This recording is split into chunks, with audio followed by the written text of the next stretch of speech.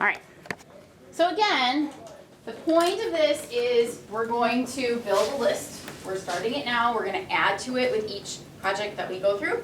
And then by the end of the semester, you'll have this kind of big master list of concepts and terms that you can pull from and incorporate into your final project. Make sense? Okay, so it's kind of like an investment in your artistic future. So what terms did you come up with? Give me a term. Abstract. Abstract, very good. And what does that mean? How would you describe that? Isn't that like shapes and like different designs that aren't realistic? There we go. So abstract just means not realistic.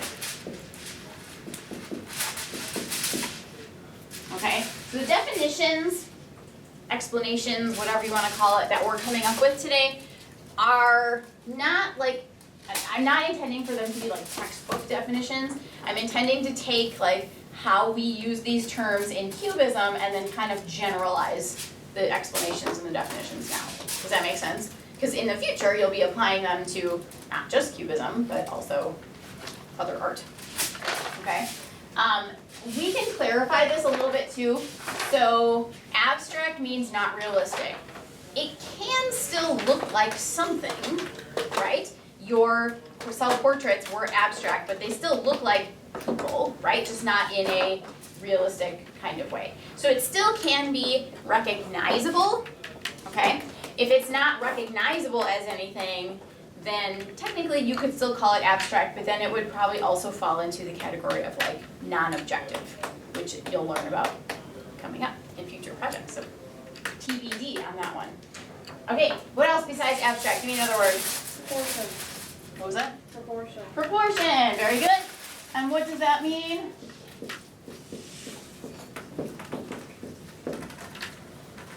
Has to do with The size. size.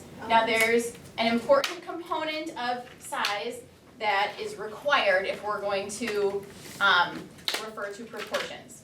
So proportion is not just the size of something, but it's the size of something in relation to what? Balance. Balance is separate. We'll use that one. What did you say? The face. No, you can have proportions that don't have anything to do with the face. Yep. Shapes. It could be. We can generalize it more. The rest of the image. It has to be compared to something else, right? So you have to have two things that you're comparing in order to have a proportion, right? So that could be, the way Audrey said, like you can have, like let's say, if here's your canvas, right? If you draw an apple, okay, that's a really pretty looking apple, okay? But it looks big compared to the rest of the canvas. That makes the apple appear larger and feel bigger. That's a proportional comparison, right? You could also have the idea of like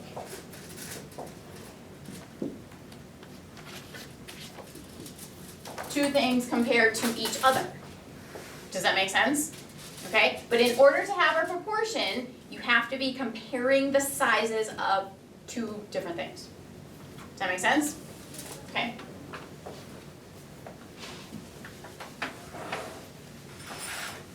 Okay, so proportion is size comparison. Okay, and the comparison implies that it has to be at least two things that are being compared, right? Okay, give me another word. Do you want to use yours? Balance. Balance. And how would we describe balance? So are you writing these? I will. You want us to, for sure. Yeah, we talked about you're gonna make a vocab page and then we're gonna put vocab words into it and then we're gonna use it again for the final. So we're gonna keep adding with each project. I said that, didn't I? Yeah, I think. Okay. Sorry. That's all right. So how would we describe balance? There's a lot of ways we can interpret that word balance. This is one that kind of applies to a bunch of different things. Like the way stuff is like evenly like spread, sort of. So we can call that like distribution of visual weight. Okay, so in other words, things can be balanced by where you put things in your composition, right? See the difference? Okay, like a form of balance could be symmetry, where things are exactly the same on both sides. A different form of balance could be asymmetrical balance, where things are not symmetrical, but they are still visually kind of evenly distributed, right? So you might balance one really big thing with several smaller things.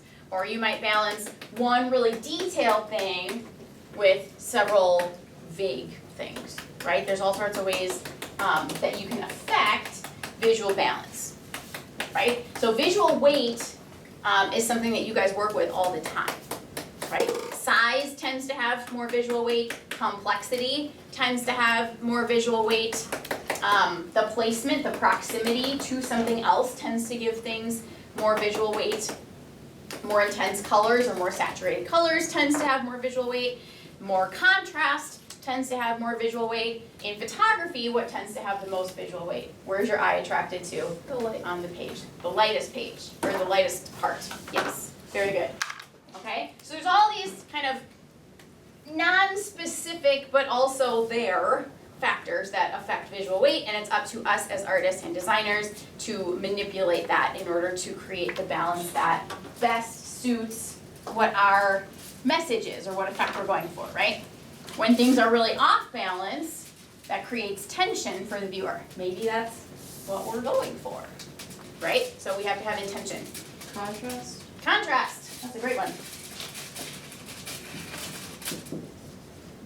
And how would you describe contrast? Difference between two things. Yep. So contrast is basically difference. Okay. Much of the time when we talk about contrast, we're referring to values. So in other words, like darks and lights and the difference between them. Usually if you just say contrast, that's typically what we assume that you mean. But just like when we talked about proportion, little ghost drawings here, right? You can contrast the size of two things, you can contrast the colors of two things, you can contrast the placement or a lot of different things. Does that make sense? Okay, what's next? Give me another one. Color theory. Color theory, yay! Okay, so there are college classes in art schools that you can spend an entire semester on color theory. For our project, what we're gonna put on the list right now is what? What do you think? What part of color theory did we focus on? Color scheme. Color schemes, exactly. So I'm gonna put this down, but I don't want you to think that this is like the only thing about color theory, okay? Color theory is like a very general term that encompasses a lot of different color science and approaches and reasons why color is perceived the way it is. Does that make sense? Okay, so what are our color schemes? Give me one of them. Tetradic. Tetradic. I'm gonna put parentheses, color schemes for now. Okay, and tetradic has 4. how many colors? And they are Square. evenly spaced.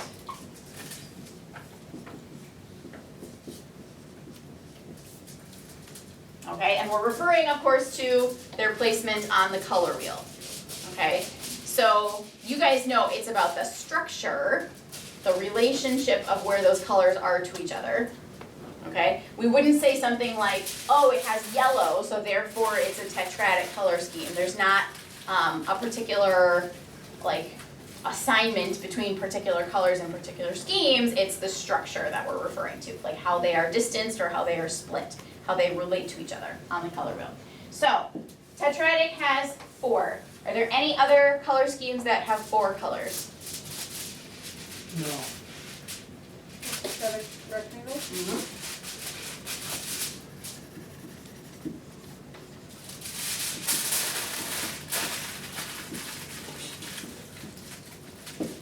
And that one has 4 colors that are in the shape of a rectangle, right? So this would be like this.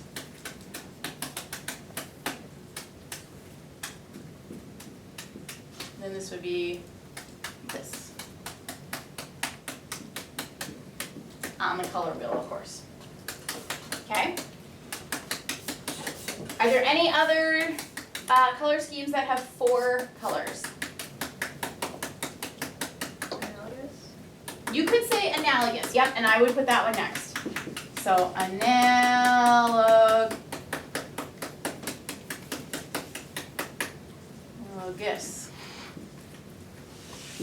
And analogous has how many colors? Can be arranged, yep, so it's 3 to 4. And they are where compared to each other? Next to each other. They're next to each other. You could say adjacent, if you want to be very advanced.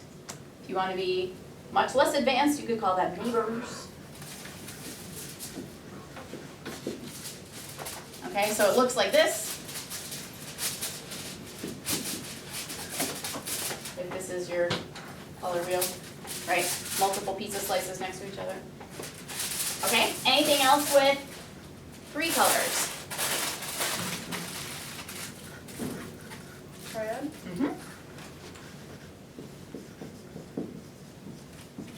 Triadic is 3 colors that are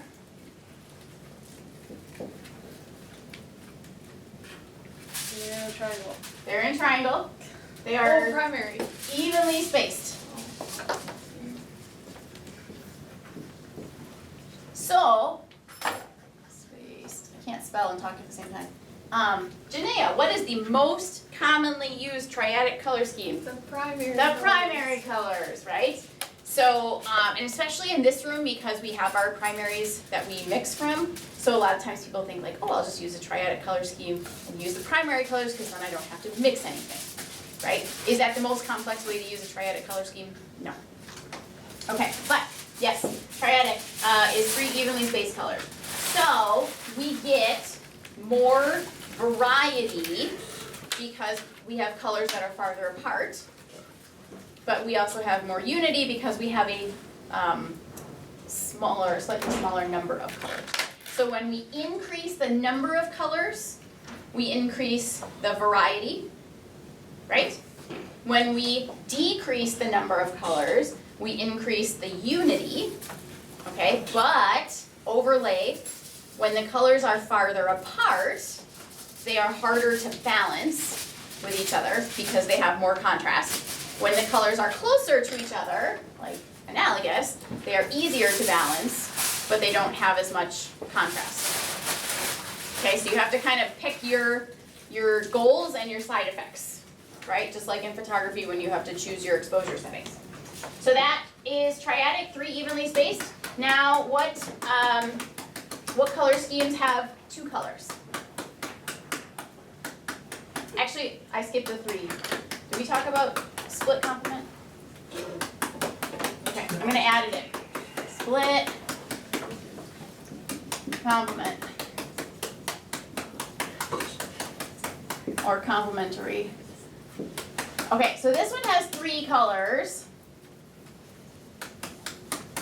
Okay, they are, some people refer to this as like the peace sign one. They are opposites, but one of the opposite is split. So it would be like this, and then this, and this. Does that make sense? So it's a little bit, if you think your triadic is like this, okay, this one gives us a little more unity, because you're taking these 2 colors and just pushing them together, right? Or closer together. So you get a little more unity, but you also have the contrast of using a complementary color scheme because you have that distance as well. Does that make sense? Okay? I'm going to blow your mind a little bit here. You can also, if this is a split complement, because we took the complement and we split it, okay, this tetradic is basically a double complement. Does that make sense? It's like you split it on both sides. Okay, so you can also think of this as a, what did I just call it? Double complement. Double complement. I kept thinking double split in my head, and I'm like, nope, that's not what I said. D-O-U. Wow, my word writing is not on par today. Everybody, you should get a good night's sleep before you come teach about color theory. Double complement.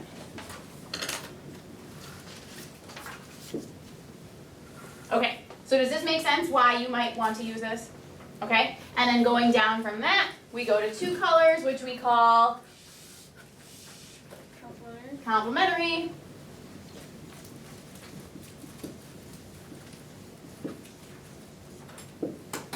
All right, and complementary colors are where compared to each other on the color wheel? Opposite. They're opposites.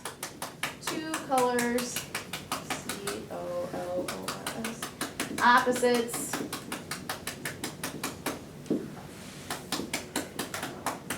Like so. Getting down to the end here, and then what's left? Monochromatic. Monochromatic.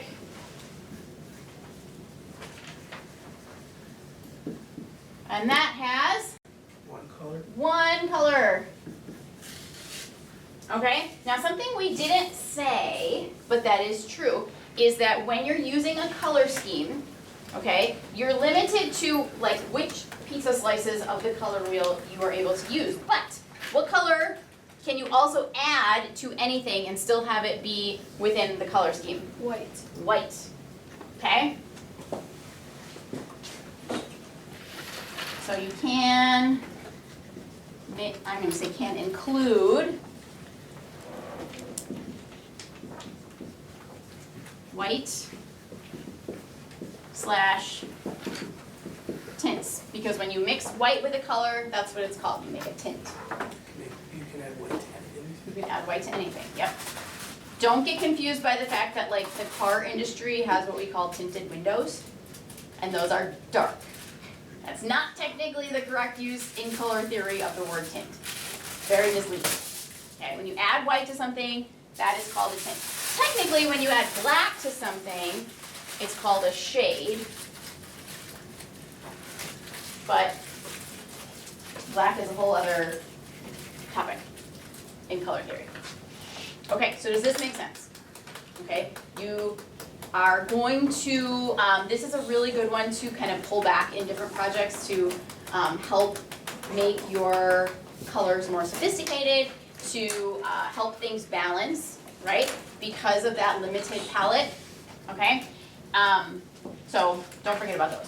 What other words can I fit in here now that I took up the whole board with color schemes? Repetition. Repetition. I'm going to flip that. What is when we use repetition, it creates what? It's also a music term. Rhythm. Rhythm, very good. So rhythm,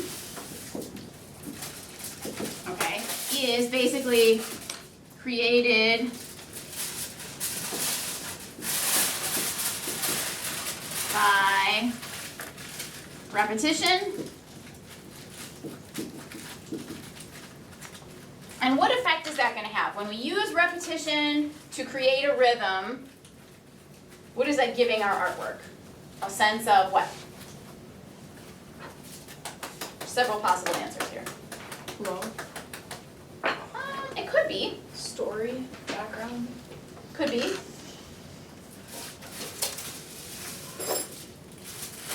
Balance.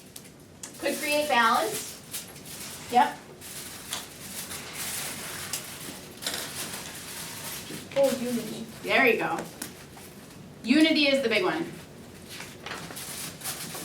Why does using repetition create a sense of unity? Because you have like some of the same stuff, like repeated. Yep. When you have more than one thing that's the same, it makes it feel like they belong together, right? That is one of the reasons why we wear specific dress code at Notre Dame Academy, to create a sense of unity, right? If you have somebody show up to shadow from another school and they're wearing purple, are they going to feel unified with the rest of us or look unified with the rest of us? Probably not, right? So that's a big one. Okay? Now the reason that we call it rhythm, and there's a tie-in here with music, this is all gonna come up again in a future project, which is why I'm seeding it to you now, okay? Is when we create repetition, it also creates a sense of visual movement. Because your eye follows the things that are similar, or the things that are repeated. Okay, it's kind of like when you have a dotted line, right? Your brain doesn't think of that as like 1, 2, 3, 4, 5, 6, 7 lines. It just follows the movement that it like goes from one to the other, right? So not only does it create a sense of balance and a sense of unity, but also creates a sense of movement. Or can, I should say. There are certainly ways to do it where if that's not the effect you're going for, you can still alter it that way and control that. Okay, good. What other words? Texture. Texture. That's a good one to use after rhythm and repetition. How do we create a texture? Different brush strokes or different like materials. So you're talking about two different types of texture, right? There's the actual texture that you, like if you close your eyes and stuck your hand out and you can feel the surface, right? That's called actual texture. Yeah. And then there's implied texture, which is where the surface itself is flat, like if you feel your TV screen. So the movement of the painting or whatever you're making. Texture can create movement, just like rhythm can. But what do we need to do in order to create texture? We have to Can you like intensify it, like certain areas? Or this shape. activates areas. Yes, it does that. It makes it go from flat, right, to more active, to having more movement, to having more visual weight, right? We still haven't honed in on what actually creates texture. You said Shading, shading? close, not the word I'm looking for, but you're not wrong. Highlights? Maybe. Differentiating different kinds of like movement in the painting. No. What am I doing? Drawing dots. Is there just one of them? Oh, impulsive. Oh, variety. Close. It's also created by repetition. Good morning, Notre Dame Tritons. Happy Tuesday. All right, we're getting to the swing of things this week, and we have to obviously remember that Jesus is present in the chapel, and so we're under the same roof Repeated as pattern or design? our Lord God. And I think this week a big focus that we should be thinking about is